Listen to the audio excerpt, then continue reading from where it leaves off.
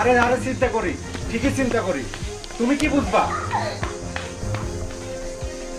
চিন্তা যদি করতা তাহলে তোমার সংসারে এক নম্বরে দিন কাটাইতাম না। তোমার সংসারে না খায় আমার জীবন শেষ হয়ে গেছে।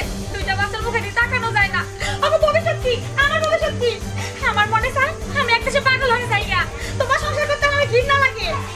হ্যাঁ ঘৃণা করে, বুঝি সব বুঝি। আর আমি তো ইচ্ছা করে আসি নাই, তাই না? আমি তো তোমাদের জন্যই আসছি। আমারও তো মন চায় তোমার একটা সুন্দর শাড়ি কিনে দিতে, বাচ্চা কাচ্চাদের ভালো করে পড়াশোনা করে খাওয়াইতে। আমার মন চায় না? আমারও চায়। এখন চাকরি বাকরি হইতেছে না, আমি কি করবো? চাকরি বাকরি হইতেছে না, একটা নাহলে আরেকটা দেখবা, ওইটা নাহলে আরেকটা দেখবা। তুমি দেখতে নিয়ে সারা বছর পড়ে আসো, এক চাকরি নিলে মাসে একটা দেখে। আর তুমি সারা বছর এক চাকরি নিয়ে পড়ে আসো।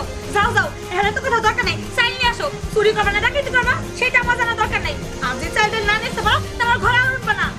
আরে চাল ডাল আনবো, টাকা লাগবে না, পকেটে একটা টাকা নাই, আমি কি করবো বলো? কি করবা সেটা আমি কি তোমার দেখা দেবো? এখন তুমি আমারে কইবা আমারে বলেছিল তোমার এই সংসারে আইসা যদি না আসতাম। আরে থাক হয়েছে, তোমারে জানলেই পারে আমি চাল ডাল এনে দিতেছি। থাকো তুমি, সারাদিন খালি কাটুর। খালি ঝাড়িটা কথা কইতে কামের সময় ফোন ধরা। এই শোনো, এই ধরো তোমার চাল। সামান তো সাথে তো টাকা কি সামান না? এখন এই চালের টাকাই জোগাড়তে পারছি। ডাল কিছু ডাল সবজি টবজি আনতে পারি নাই। তুমি একটা কাজ করো, ওই খেতে যাও শাক সবজি তুলে এনে রান্না পোলা পাতের রেস্টে খাইতে যাও। একটা কাজ করতে চাল না হইতে চলতো, মুখে মাটি দিয়ে পরে বসে থাকতাম, মাটি খেয়ে পেট ভরাইতাম। তুমি তো শুধু কথাই শিখছো, আর তো কিছু শিখো নাই। আমি কি ইচ্ছা করে এগুলো করতেছি? আমি যে ঢাকা থেকে চাকরিটা ছেড়ে আসছি, কার জন্য আসছি? তোমাদের জন্য আসছি। আর এই যে তুমি অসুস্থ হয়ে পড়েছিলা, তোমার পিছিয়ে যে এতগুলো টাকা ঢাললাম, একটু সম্পত্তি ছিল সেটাও বিক্রি করে তোমার চিকিৎসা করলাম, এগুলো তো তোমার চোখে পড়ে না। চোখে পড়ে এখন আমার অভাব, আমি পারতেছি না, সেটা নিয়ে তুমি আমার সারাদিন খোটাইতে থাকো। আর যত জ্বালা হয়েছে আমার। আচ্ছা থাক, হয়েছে। তুমি এখন সাইডে রান্না বান্না করে পোলা পান্ডে খাওয়াও। আমি যেমনি হোক একটা ব্যবস্থা করতেছি, যেমনি হোক আমি একটা চাকরি জোগাড় করবো, ঠিক আছে? এখন এসব কথা বাদ দিয়ে যাও, রান্না বান্না করো। আমি যাই, দেখি কি করতে পারি।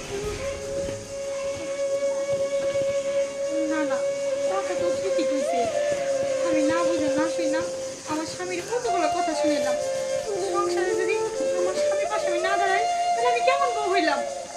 যে স্বামী কিনা দিনের পর দিন মাথার ঘাম পায়ে ফেলে আমাদের জন্য কষ্ট করতেছে, আর সেই স্বামীর আমি আজকে অপমান করতেছি।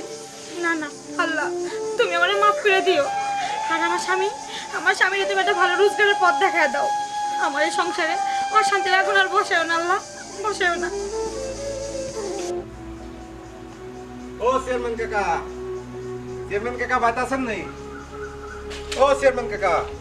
কে? কাকা আমি আসছিলাম। ও রিয়াদ, ভালো হয়েছে তুমি আসছো। তোমাকে আসতে বলছিলাম আমি যে আমার ড্রাইভার, ওর বাবা নাকি অসুস্থ। ওই যে আছে বাড়িতে গেল ছুটি নিয়ে 3 দিনের কথা বলছে, 15 দিন হয়ে গেল, কিন্তু এখন আসতেছে না। আমার গাড়িটা বসে আছে।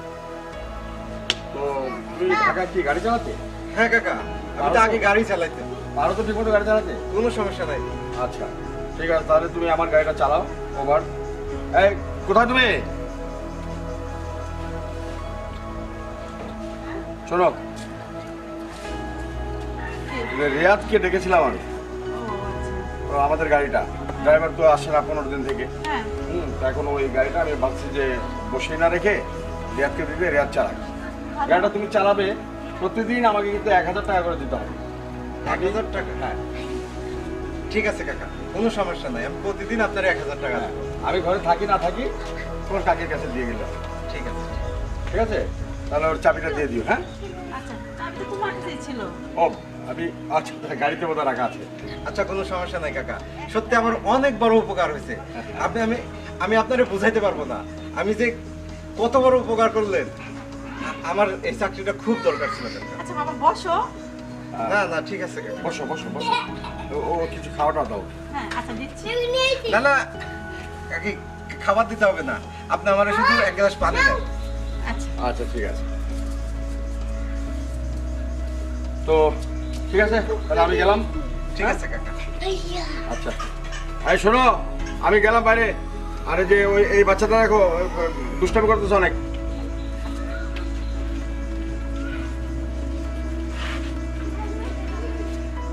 কি বলবো কাকিমা, কি উপকারটা যে আমার করলেন আপনারা।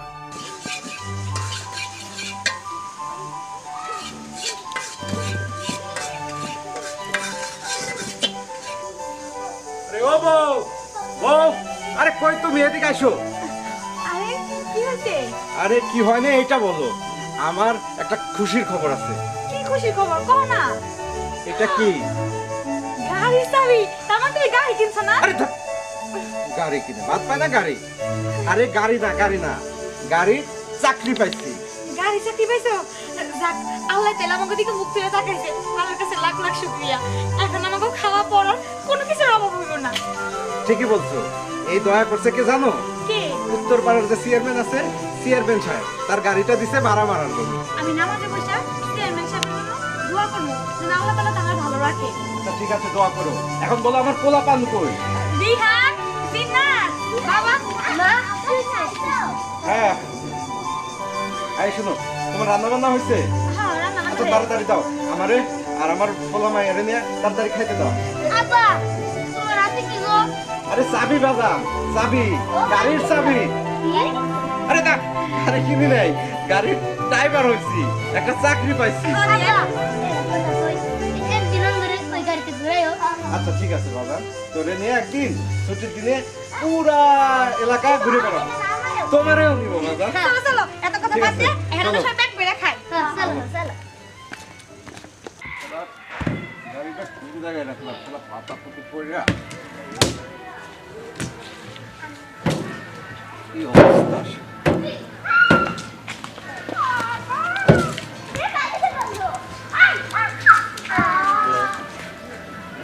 ভাই বিন্নাপুর বাজারটা কোন দিকে বলতে পারেন? আপনি বিন্নাপুর যাবেন? বিন্নাপুর সোজা, কিন্তু ভাই বিন্নাপুর তো অনেক দূর। তাই তো, এখন তো গাড়ি ঘোড়াও পাচ্ছি না, কিন্তু আপনি যদি একটু দিয়ে দেন আমার অনেক উপকার হতে পারে। আচ্ছা সমস্যা নাই ভাই, বিন্নাপুর যাবেন তো? হ্যাঁ। ঠিক আছে। আচ্ছা চলো চলো।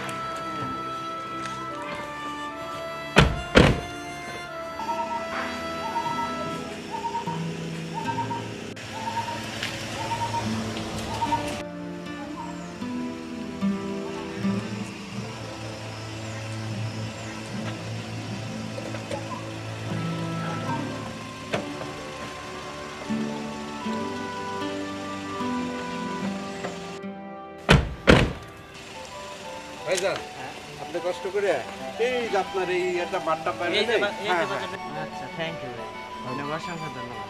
আরে না ভাই, কোনো ব্যাপার না। আচ্ছা, আপনাকে নিচে আপনি আবার উপকার করছেন, এই রাখেন, এই টাকাটা রাখেন, রাইখে দেন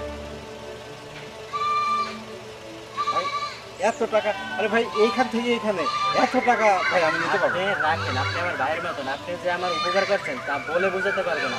1 কোটি টাকা সমানের উপকার করছেন, রাইখে দেন, আপনার কাজে আসবে। না রে ভাই, তারপরেও এই সামান্য রাস্তার জন্য এতগুলো টাকা। সমস্যা নাই ভাই, আমি আপনি রাইখে দেন তো। আচ্ছা ভাই, ভালো থাকেন, হ্যাঁ আমি গেলাম। জি ভাই, আসসালামু আলাইকুম। এতগুলো টাকা, টাকাটা আমার খুব দরকার ছিল। আল্লাহ, তোমার দরবারে লাখ লাখ শুকরিয়া, তুমি আমার এই বিপদের সময় আমার মুখ তুলে চাইছ আল্লাহ।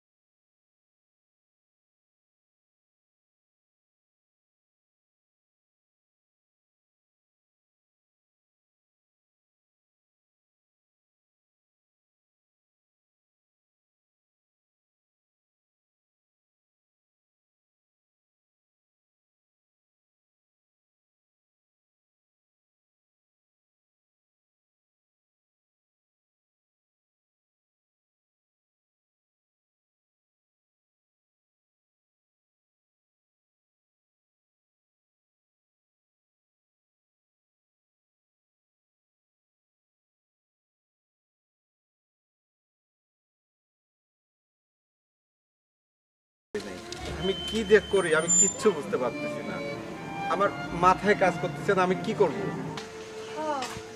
সবই তো বুঝতে পারছি, কিন্তু কি করবো কও, আমার তো কিন্তু উপায় নাই। বছরে একটা ঈদ, যদি পোলাপানে ভালো জামা কাপড় না পরতে পারে, আমরা হয়তো নাই পরলাম, পোলাপানগুলোর তো পাইতে পারবো। ঠিক আছে, তুমি চিন্তা করো না, একটা ব্যবস্থা হয়ে যাবে। আচ্ছা আচ্ছা, যেমনি হোক তুমি দেখো কি করতে পারো। আমার সত্যি কিচ্ছু মাথায় ধরতেছে না, বিশ্বাস করো। ঠিক আছে, রাখো। হ্যাঁ, মা দিব? হ্যাঁ মা দিব। হ্যাঁ বাবা দিব, তোমরা দোয়া করো তোমার বাবা যেন থাকে, ভালো যেন থাকে, তোমাকে জন্য সুন্দর জামা কাপড় যেন আনতে পারে। আচ্ছা ঠিক আছে ভাই, আমরা খেলতে যাই, চল। পোলাপানগুলো তো আশা দিয়ে কইয়া দিলাম জামা কাপড় দিব, কিন্তু আমার স্বামী আমার এটা কি শুনাইলো। আল্লাহ, তুমি একটা উপায় বের করে দাও।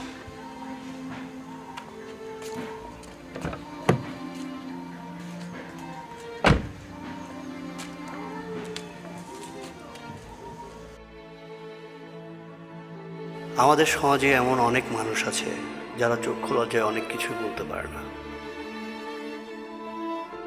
তাই আমাদের উচিত তাদের পাশে দাঁড়ানোর, আমাদের আনন্দটাকে তাদের সাথে ভাগ করা।